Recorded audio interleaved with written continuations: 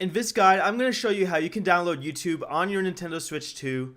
Before we do get into this guide, make sure to like the video and subscribe to the channel with all notifications on. It really does help out the channel and lets us know that you want more content like this. We greatly appreciate it. And if at any point throughout this guide you did have any questions, just ask them down in the comment section below and we can help you out further.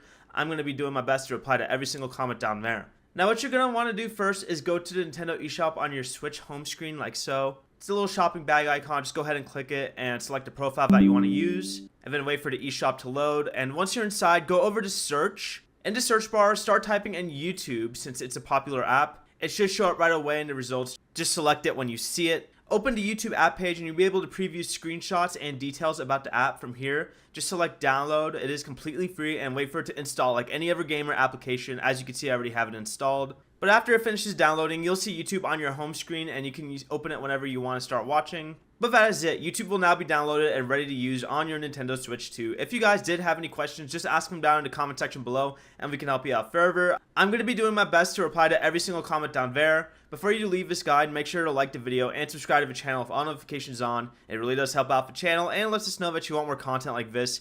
We greatly appreciate it. Have a great rest of your day though. Peace.